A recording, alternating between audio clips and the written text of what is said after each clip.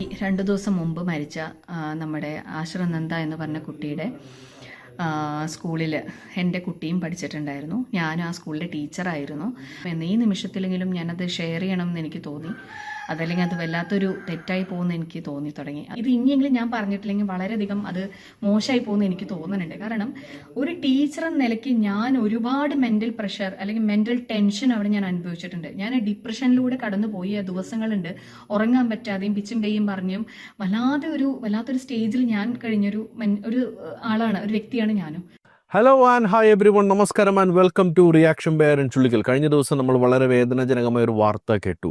ആസിർ നന്ദ എന്ന കുട്ടി സ്കൂൾ വിദ്യാർത്ഥിയാണ്, 9ാം ക്ലാസ്സിൽ പഠിക്കുന്ന കുട്ടിയാണ്. ആ കുട്ടി സ്കൂളിൽ നിന്ന് ഉണ്ടായ അപമാനത്തെ തുടർന്ന്, അത് ചെറിയ കാര്യമാണ് കേട്ടോ, 1.5 മാർക്ക് കുറഞ്ഞുപോയി. അപ്പം നമ്മൾ വിചാരിക്കും ഇത് വല്ല ബോർഡ് എക്സാമിനോ പബ്ലിക് എക്സാമിനോ അല്ലെങ്കിൽ ടേമിനൽ എക്സാമിനോ ഒക്കെ ആയിരിക്കാം ആ മാർക്ക് പോയിരിക്കുന്നതെന്ന്.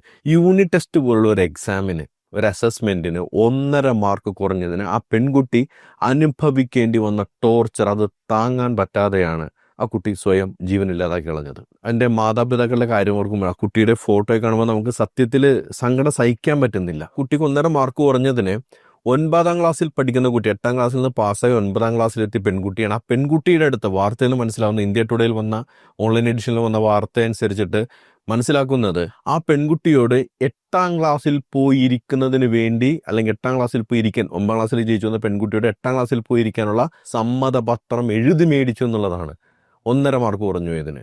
അതുകൂടാതെ പഠിത്തത്തിൽ പിന്നിലായ കുട്ടികൾ, അതുതന്നെ ഏറ്റവും വലിയ നാറിത്തരമാണ് കാണിക്കുന്നത്. കുട്ടികളെ പഠിക്കുന്നവർ പഠിക്കാത്തവർ എന്ന രീതിയിൽ വേർതിരിച്ചിരുത്തുക, എന്നിട്ട് പഠിക്കാത്ത കുട്ടികളുടെ ഇടയിൽ പോയിരുന്നു എന്ന രീതിയിൽ, പഠിക്കാത്ത കുട്ടികൾ എന്ന രീതിയിൽ മാറ്റി നിർത്തുന്നത് തന്നെ ഏറ്റവും വലിയ ഡിസ്ക്രിമിനേഷനാണ്. ആ കുട്ടി സ്കൂൾ ബസ്സിൽ നിന്ന് കരഞ്ഞുകൊണ്ടാണ് ഇറങ്ങി വന്നതെന്ന് മാതാപിതാക്കൾ പറയുന്നുണ്ട്. അങ്ങനെ ആ പെൺകുട്ടിയുടെ ജീവിതം ഇല്ലാതായി. ഇതുങ്ങളൊക്കെ കൂടി ഇല്ലാതാക്കി ഈ പ്രിൻസിപ്പളും അതേപോലെ ആ കുട്ടിയെ ഹരാസ് ചെയ്ത അധ്യാപികമാരടക്കമുള്ള ആളുകൾ ചേർന്ന്.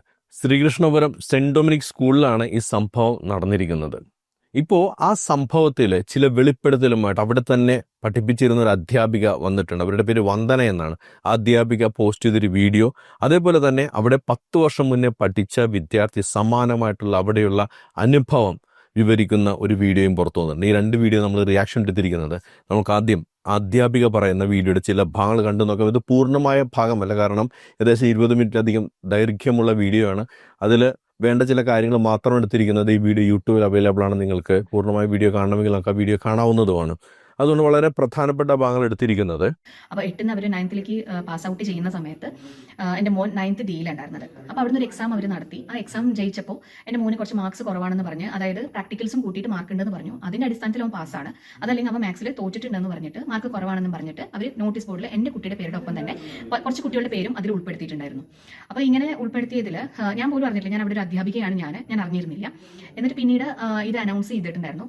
അതായത് മാർക്ക് കുറഞ്ഞ കുട്ടികളെ രക്ഷിതാക്കൾ വന്ന ശേഷം മാത്രമേ ആ കുട്ടികൾക്ക് 9ലേക്ക് തുടർന്നിരിക്കാൻ പറ്റൂ എന്നുള്ളത്. അപ്പോൾ ഞാൻ അത് അറിഞ്ഞ പ്രകാരം ഹസ്ബൻഡിനെ വിളിച്ചു വരുത്തുകയും പിന്നെ ഹസ്ബൻഡ് വന്നിട്ട് അതിനെ പറ്റിയിട്ട് സംസാരിക്കുകയൊക്കെ ചെയ്തു.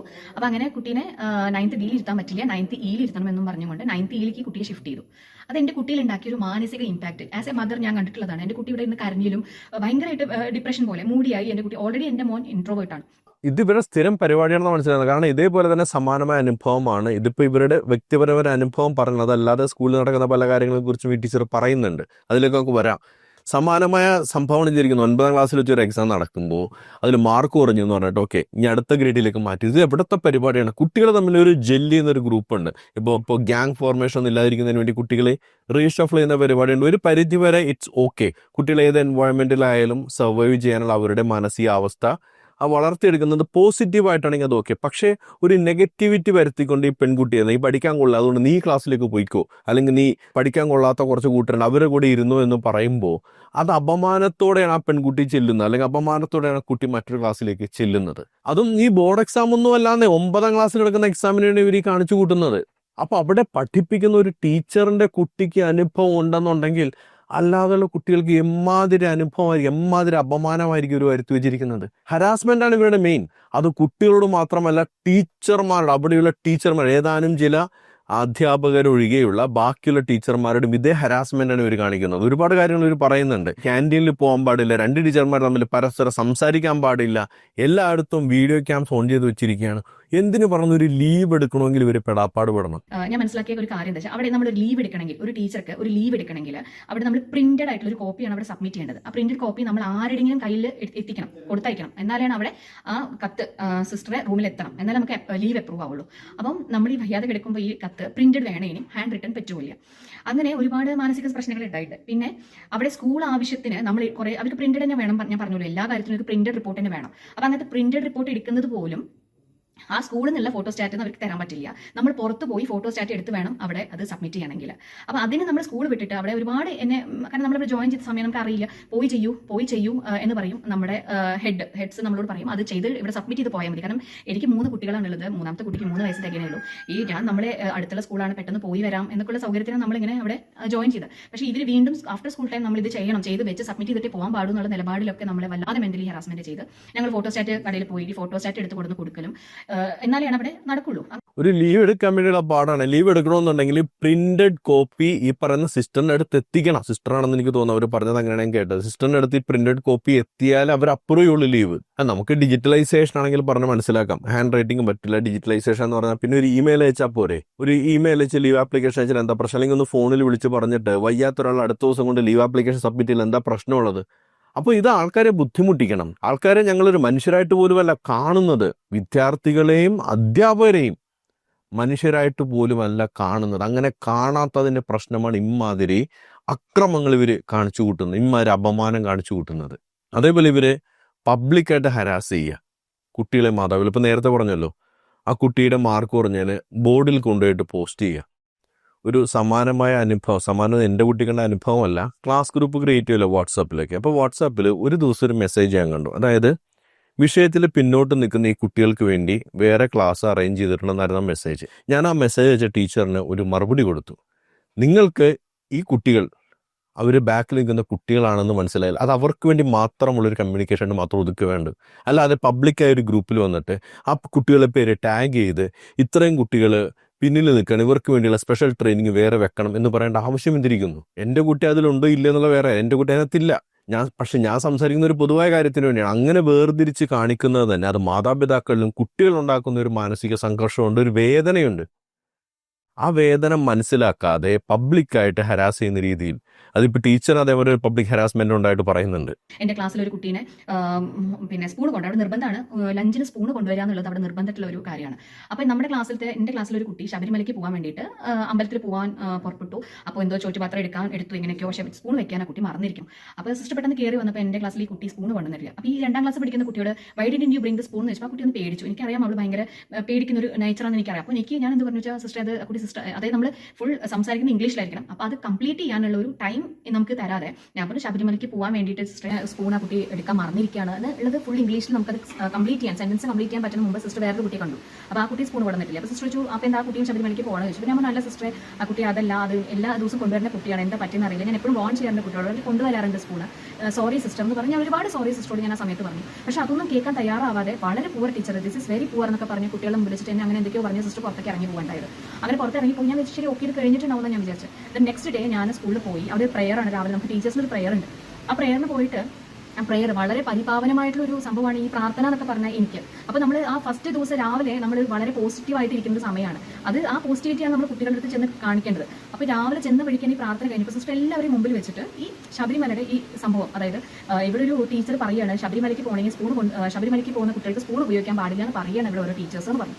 അത് പറഞ്ഞ് ഞാൻ അംഗീകരിക്കും, കാരണം ഏത് ടീച്ചറാണെന്നുള്ള ആർക്കും അറിയില്ല, കുഴപ്പമില്ലാതില്ല, പറഞ്ഞു കഴിഞ്ഞാൽ മനസ്സിലാക്കാൻ പറ്റും. പക്ഷേ അവിടെ എടുത്തു പറഞ്ഞു വന്ദന ടീച്ചർന്ന്. അപ്പോൾ അത് അത്രയും ടീച്ചേഴ്സ് അവിടെ ഇരിക്കുകയാണ്, എല്ലാ ടീച്ചേഴ്സിനും മുമ്പിൽ വെച്ചിട്ടാണ് എൻ്റെ പേര് എടുത്ത് പറയുന്നത്. അതെനിക്ക് ഉണ്ടാക്കിയ മാനസിക വിഷമം. അതിൻ്റെ ഇടയ്ക്ക് വേറൊരു ടീച്ചർ അപ്പോഴേക്കും പറയും, അവിടുത്തെ ഹെഡുകൾ ഇങ്ങനെ പറയുകയാണ് അങ്ങനത്തെ ഒരു ആചാരമേ ഇല്ല, അങ്ങനത്തെ ഒരു ആചാരമില്ലെന്ന് എനിക്ക് നന്നായിട്ട് അറിയാം, ഞാനും ഭക്ഷണം തന്നെയാണ് കഴിക്കണത്. പക്ഷേ ഞാൻ എൻ്റെ കുട്ടിയുടെ അവിടുത്തെ ആ കുട്ടിയുടെ മനോഭാവം, വിഷമം കണ്ടപ്പോൾ അത് പറയാൻ എക്സ്പ്ലെയിൻ ചെയ്യാനുള്ള സമയം എനിക്ക് അവിടെ കിട്ടിയില്ല. അപ്പോഴേക്കും അവരത് അനുമാനിച്ച് ഇതാണെന്ന് കരുതി അവരിവിടെ വന്ന് പബ്ലിക്കായിട്ട് എൻ്റെ പേര് എല്ലാവരും മുമ്പിൽ വിളിച്ച് പറയുമ്പോൾ എനിക്കുണ്ടായ മാനസിക വിഷമം അത് എത്രയാണെന്നുള്ളത് പറഞ്ഞറിയിക്കാൻ എനിക്ക് അറിയുന്നില്ല. എത്ര ഇമ്മച്ചുവറാണത് ലീഡർഷിപ്പ് എന്ന് കാണിക്കുന്നതാണ് ഈ സംഭവം. ഒരു കോർപ്പറേറ്റ് സെറ്റപ്പിൽ, ഒരു ഓഫീസ് സെറ്റപ്പിൽ, ഒരു ജോലി സ്ഥലത്ത് നമ്മൾ കാണിക്കുന്ന ഒരു സാമാന്യ മര്യാദയുണ്ട്. Criticise in private and praise in public. അതായത് ഒരാൾ അഭിനന്ദിക്കുമ്പോൾ അത് പബ്ലിക്കായിട്ട് ചെയ്യുക, അയാളെ വിമർശിക്കുന്നുണ്ടെങ്കിൽ അത് പ്രൈവറ്റ്, അയാളുടെ ജോലിയെക്കുറിച്ചോ എന്നുള്ള കാര്യങ്ങളിൽ നിങ്ങൾക്ക് എന്തെങ്കിലും ഫീഡ്ബാക്ക്, വിമർശനാത്മകമായ ഫീഡ്ബാക്ക് ഉണ്ടെന്നുണ്ടെങ്കിൽ അത് പ്രൈവറ്റായിട്ട് സംസാരിക്കുക എന്നുള്ളത്. ഇതൊരു സാമാന്യ ബോധമുള്ള ഒരു ലീഡർ ചെയ്യേണ്ടതാണ്. അതില്ലാത്തതാണ് ഇവരുടെ പ്രശ്നം. ആ കുട്ടിയുടെ കാര്യത്തിൽ ടീച്ചർ അവർ പ്രൊട്ടക്ട് ചെയ്യാനാണ് നോക്കിയത്. ചിലപ്പോൾ ഈ പറയുന്ന പോലെ പെട്ടെന്നുള്ള സമയത്ത് നമ്മൾ ഈ പറയുന്ന കാര്യം എനിക്ക് സംഭവിക്കാറുണ്ട്. ഡെയിലി നമ്മൾ ഇന്റർനാഷണൽ കസ്റ്റമേഴ്സായിട്ടൊക്കെ സംസാരിക്കുന്നത് ഇംഗ്ലീഷ് സംസാരിക്കുന്നുണ്ട്, കൂടുതലുള്ളവർ സംസാരിക്കുന്നുണ്ട്. പാൻ ഇന്ത്യൻ ടീമാണ് എനിക്കുള്ളത്. എല്ലാവരോടും സംസാരിക്കുന്ന ഭാഷ ഇംഗ്ലീഷാണ് നിരന്തരമായിട്ട് ഉപയോഗിക്കുന്നത്. പക്ഷെ ചില സമയത്ത് നമ്മൾ വിചാരിച്ച പോലെ കാര്യങ്ങൾ പറയാൻ പറ്റിയെന്ന് വരില്ല. അത് ആ സാഹചര്യത്തിൽ സംഭവിച്ചു എന്നാണ്. അതും മനസ്സിലാക്കാതെ അവരെ പബ്ലിക്കായിട്ട് വന്ന് അപമാനിക്കുന്ന ഈ ലീഡർഷിപ്പുള്ള സ്കൂളിലാണ് ഇതുപോലെ കാര്യം സംഭവിച്ചിരിക്കുന്നത്. ഇത് ഇവരുടെ ഒരു ഐഡന്റിറ്റി ആയിട്ട് തന്നെയാണ് പലരും കാണുന്നത്. ഇപ്പോൾ ഈ ടീച്ചർ ഒരു മോശം ടീച്ചർ ആയിരുന്നെങ്കിൽ, ഞാൻ ആ വീഡിയോ ഇടയിൽ കമൻറ്റ് നോക്കി, ഒരുപാട് മാതാപിതാക്കൾ ഈ ടീച്ചർ പഠിപ്പിച്ച കുട്ടികളുടെ മാതാപിതാക്കൾ വന്ന് കമൻറ്റ് ചെയ്തിട്ടുണ്ട്. എൻ്റെ മകൾക്ക് വളരെ ഇഷ്ടപ്പെട്ട ടീച്ചറാണ്, ഞങ്ങളുടെ കുട്ടികളുടെ ഏറ്റവും ഫേവറേറ്റ് ടീച്ചറാണ്, നിങ്ങൾ പോയില്ലെങ്കിൽ സങ്കടം ഉണ്ടെന്ന്. അപ്പോൾ ഒരു മോശം ടീച്ചറാണെങ്കിൽ ഇങ്ങനെ ഒരു കമൻറ്റ് അവിടെ വരില്ലല്ലോ. ഇവരവിടെ നിന്ന് പുറത്താക്കിയ സ്ഥിതി വളരെ രസം. ഓൾ ഓഫ് എ സഡൻ അത് ഈ ടീച്ചറുടെ കുട്ടി വയ്യാതെ ഹോസ്പിറ്റലായിരിക്കുന്ന സമയത്ത് ഇവർക്കൊരു ഡെഡ് ലൈൻ ഉണ്ടായിരുന്നു. ഒരു ഇയർ എൻഡ് കഴിയുമ്പോഴേക്കും എല്ലാ കാര്യങ്ങളും സബ്മിറ്റ് ചെയ്യണം. ഇങ്ങനെ എന്താ ലോക്കറുടെ കുളയിലൊക്കെ സബ്മിറ്റ് ചെയ്യണം, ഷീറ്റ്സുകളൊക്കെ സബ്മിറ്റ് ചെയ്യണം. ആ കുട്ടി വയ്യാതെ ഹോസ്പിറ്റലിൽ കിടക്കുന്ന സമയത്ത് പോലും അതെല്ലാം കംപ്ലീറ്റ് ചെയ്ത് സബ്മിറ്റ് ചെയ്ത് ഈ സ്ത്രീക്ക് ലഭിച്ചത് ടെർമിനേഷൻ നോട്ടീസാണ്. കാരണം ചോദിച്ചതിന് അവിടെ ഉണ്ടായ സിസ്റ്റർ ഇവരോട് ബിഹേവ് ചെയ്തത്, നീ ആരാ എന്നോട് കാരണം ചോദിക്കുന്ന രീതിയില്ല. ഇമാതിരിയാണ് ഇതിൻ്റെയൊക്കെ മാനസികാവസ്ഥ. ഈ പിരിമുറുക്കം ഞാൻ പറയുന്നില്ല, പറഞ്ഞിരുന്നെങ്കിൽ ചിലപ്പോൾ അത് കൂടിപ്പോവും. ഞാൻ ഏറ്റവും കൂടുതൽ പിരിമുറുക്കം കണ്ടിട്ടുള്ളത് ഇതുപോലുള്ള ഈ സമാധാനത്തിൻ്റെ അരിപ്രാവുകളിലാണ്. ഈ ഉടുപ്പൊക്കെ സമാധാനത്തിൻ്റെ ദൂതന്മാരായിട്ട് കിടക്കുക, അവരിലാണ് ഞാൻ ഏറ്റവും കൂടുതൽ ഇതുപോലെ ഫ്രസ്ട്രേഷനും പിരിമുറുക്കവും കണ്ടിട്ടുള്ളത്. എക്സ്പീരിയൻസ് സർട്ടിഫിക്കറ്റ് കൊടുക്കാനായിട്ട് ഇവരുടെ ഭർത്താവ് വരെ കയറി ഇറങ്ങേണ്ടി വന്നിട്ടാണ് എക്സ്പീരിയൻസ് സർട്ടിഫിക്കറ്റ് കൊടുത്തത്. വൃത്തികെട്ട ജന്തുക്കളെന്നാണ് ഈ ടീച്ചറെ വിളിച്ചത്. സത്യത്തിൽ ഇവരൊക്കെ പണ്ട് നികൃഷ്ടജീവി എന്ന് വിളിച്ചൊരു സംഭവം ഉണ്ടായിരുന്നു. ഇവരൊക്കെ പിന്നെ എന്താ വിളിക്കേണ്ടത്, നികൃഷ്ടജീവി എന്നല്ലാതെ. ഇനി സമാനമായ മറ്റൊരു സംഭവം ഒരു പെൺകുട്ടി പറയുന്നുണ്ട്. 10 വർഷം മുന്നേ അവിടെ നിന്ന് പഠിച്ച പെൺകുട്ടിയാണ്. അവർ അനുഭവം പറയുന്നുണ്ട്. ഇങ്ങനെ ഒരു റൈറ്റപ്പ് അല്ലെങ്കിൽ ഒരു വീഡിയോ ചെയ്യാനൊന്നും ഉദ്ദേശം ഉണ്ടായിരുന്നില്ല. കാരണം even after 10 years of passing out from that school എനിക്ക് അവർ തന്ന ട്രോമ, ആ ഇമോഷൻസ് പ്രോസസ് ചെയ്യാനുള്ള കപ്പാസിറ്റി എനിക്കിപ്പോഴും വന്നിട്ടില്ല. ആ ദിവസങ്ങൾ ആലോചിക്കുമ്പോൾ ഇപ്പോഴും എന്റെ ഹാർട്ട് ബീറ്റ് റേസ് ആവും. പക്ഷെ ഇന്നലെ രാത്രി എനിക്ക് ഉറങ്ങാൻ പറ്റിയില്ല. 10 വർഷം മുൻപ് ആ കുട്ടിയുടെ സ്ഥാനത്ത് ഞാനാണ് നിന്നിരുന്നത്. എന്റെ വീട്ടിലുള്ളവർക്ക് എന്തോ ഒരു അവരുടെ പ്രാർത്ഥന കൊണ്ടോ ഭാഗ്യം കൊണ്ടോ അല്ലെങ്കിൽ അവർക്ക് കുറച്ചൊരു ബോധം ഉണ്ടായിരുന്നത് കൊണ്ടോ എന്നെ ഒരു തെറാപ്പിസ്റ്റിന്റെ അടുത്ത് കൊണ്ടുപോവുകയും തെറപ്പി എടുക്കുകയും ചെയ്തതിനു ശേഷമാണ് ഞാൻ കുറച്ച് എനിക്ക് നോർമലാവാൻ പറ്റിയിട്ടുള്ളത്. എന്റെ ആൻസൈറ്റിയുടെ റൂട്ട് കോസ് അന്വേഷിച്ച് പോകുമ്പോൾ അത് എത്തുന്നത് ഈ പറഞ്ഞ സ്കൂളിലായിരിക്കും. എനിക്ക് 100% ഉറപ്പാണ്. അത്രത്തോളം ആ സ്കൂളിൽ നമ്മളെ അവർ ടോർച്ചർ ചെയ്തിട്ടുണ്ട്. ഇത് എന്റെ മാത്രം സ്റ്റോറി അല്ല, ഇത് അവിടുത്തെ ഓരോ കുട്ടികളുടെയും കാര്യം. എനിക്ക് അവിടെ ഏറ്റവും കൂടുതൽ എന്നെ ശ്വാസം മുട്ടിച്ചിട്ടുള്ളത് എന്റെ മാത്സ് ടീച്ചറായിരുന്നു. അവര് എന്നോട് എന്തൊരു പേഴ്സണൽ ത്രെഡ് ഉള്ളതുപോലെ പെരുമാറിയിരുന്നത്. പിന്നീട് അവർ പലരോടും എന്നോട് കൂട്ടുകൂടരുത് എന്നുള്ള രീതിയിൽ സംസാരിച്ചതായിട്ട് ഞാൻ അറിഞ്ഞിട്ടുണ്ട്. അവർക്ക് എന്നോടുള്ള ഗ്രഡിന്റെ റീസൺ ഞാൻ അത്യാവശ്യം നന്നായിട്ട് ലാംഗ്വേജ് ഹാൻഡിൽ ചെയ്യുന്ന സമയമാണ്. അവർക്ക് ഞാൻ പറയുന്നത് മനസ്സിലാവുന്നില്ല എന്നുള്ളതാണ് വിഷയം. അതിന് അവർ എന്നെ പിന്നീട് പല സിറ്റുവേഷൻസിലേക്കും പുള്ളി ചെയ്യും, അവിടെ ഇട്ടിട്ട് എന്നെ ഒരുപാട് മെന്റലി ഹരാസ് ചെയ്യുകയും ചെയ്തിട്ടുണ്ട്. ഇതൊക്കെ കഴിഞ്ഞിട്ട് ഞാൻ എങ്ങനെയാണ് അവിടെ പഠിച്ച് ഇറങ്ങിയതെന്ന് എനിക്കിപ്പോഴും അറിയത്തില്ല. ഭയങ്കര റയറായിട്ട് അവിടെ നല്ല ടീച്ചേഴ്സ് ആയി ഇവരെന്തോ ഇതിനായിട്ട് ട്രെയിൻ ചെയ്ത് കൊണ്ടുവന്നത് പോലെ അവർ ബിഹേവ് ചെയ്തത്. ഓരോരുത്തർക്കും ഇപ്പൊ എന്റെ ഇങ്ങനെ ഒരു കാരണമാണെന്നുണ്ടെങ്കിൽ വേറെ ആൾക്ക് അവിടെ വേറൊരു കാരണമുണ്ട്, വേറൊരു കാരണം കൊണ്ട് അവർ ഇൻവേറ്റ് ചെയ്യപ്പെടുന്നുണ്ട്. എനിക്ക് ഭയങ്കര കുറ്റബോധം തോന്നുന്ന ഒരു സമയമായിരുന്നു. കാരണം എന്നെ അവർ ഹരാസ് ചെയ്ത സമയത്ത് ഞാൻ അതൊരു കേസായിട്ട് മുന്നോട്ട് പോയിട്ടുണ്ടായിരുന്നെങ്കിൽ അത് കേട്ടറിഞ്ഞിട്ടെങ്കിലും കുറച്ച് കുട്ടികളെങ്കിലും അവിടെ നിന്ന് രക്ഷപ്പെടായിരുന്നു.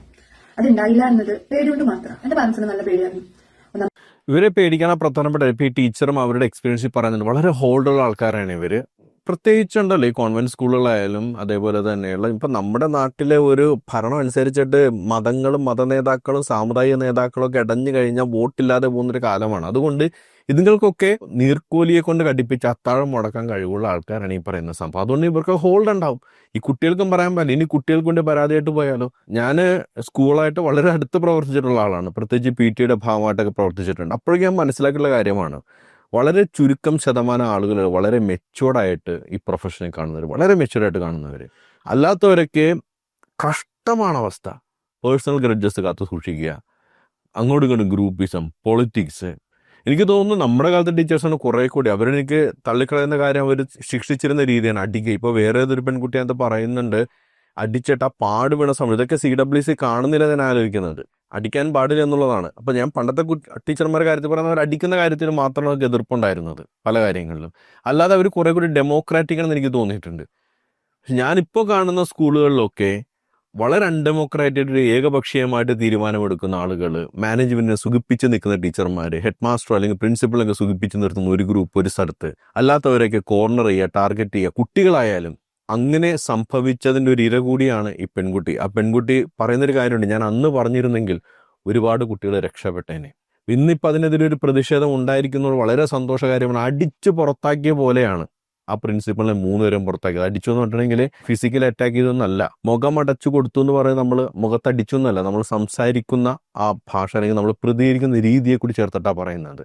അവിടെ മാതാപിതാക്കളും ആളുകളും ഇടപെട്ടതിൻ്റെ ഫലമായിട്ട് ആ പ്രിൻസിപ്പളിനെയും അവിടുത്തെ 3 അധ്യാപകരെയും പുറത്താക്കിയിട്ടുണ്ട്. വളരെ നല്ല കാര്യം. ഇതൊന്നും വെച്ചു ഉറപ്പിക്കാനേ പാടില്ല ഇങ്ങനത്തെ കാര്യങ്ങൾ. പ്രത്യേകിച്ച് കുട്ടികളുടെ ക്യാരക്ടർ ഡെവലപ്മെന്റ് വളരെ പ്രധാനം. ഇപ്പം ആ പെൺകുട്ടി പറയുന്ന കാര്യം, ഇത്രയും വർഷമായിട്ട് എൻ്റെ ആൻസൈറ്റിയുടെ റൂട്ട് കോസ് എവിടെ ചെന്ന് നോക്കിയാൽ അതെൻ്റെ സ്കൂളിലാണ് പോയി നിൽക്കുന്നത്. ഒരു പെൺകുട്ടിയുടെ അല്ലെങ്കിൽ ഒരു കുട്ടിയുടെ മാനസിക വളർച്ചയെ സ്വാധീനിച്ച് അതിനെ നെഗറ്റീവായിട്ട് സ്വാധീനിച്ച ഒരു സംഭവമാണ് അവരുടെ സ്കൂൾ ലൈഫ് എന്ന് പറയുമ്പോൾ എത്ര മോശമാണ് അവിടുത്തെ വിദ്യാഭ്യാസം നമ്മൾ മനസ്സിലാക്കണം. കുട്ടികളെ വളരെ പോസിറ്റീവായിട്ട് ഇമ്പാക്ട് ചെയ്യേണ്ട കാര്യമാണ്. സ്കൂളിനെ കുറിച്ചുള്ള ഓർമ്മ, ഇപ്പം നമ്മളൊക്കെ സ്കൂളിനെ കുറിച്ചോ അല്ലെങ്കിൽ കോളേജിനെ കുറിച്ചോ ഓർക്കുമ്പോൾ നമുക്കൊരു നൊസ്റ്റാൾജിക് ഫീലാണ്, അങ്ങോട്ട് പോകണം, സ്കൂൾ കാണണം എന്നൊക്കെ തോന്നുന്നത്. പക്ഷേ ഈ സ്കൂളിൽ നിന്ന് ഇറങ്ങുന്ന പെൺകുട്ടികൾക്ക് ഒരു ട്രോമയാണ് ബാക്കി വെച്ചിരിക്കുന്നത്. ഒരു നൈറ്റ് മെയർ പോലെയാണ് സ്കൂളിനെ കുറിച്ചുള്ള ഓർമ്മകളുള്ളത്. ആ മാതാപിതാക്കളുടെ നഷ്ടമെന്നേ പറയാനുള്ളൂ, അല്ലാതെ വേറെ ആർക്കാ നഷ്ടം സംഭവിച്ചത്? മാതാപിതാക്കളുടെ നഷ്ടം, കുട്ടികളുടെ ജീവൻ ഇല്ലാതായി.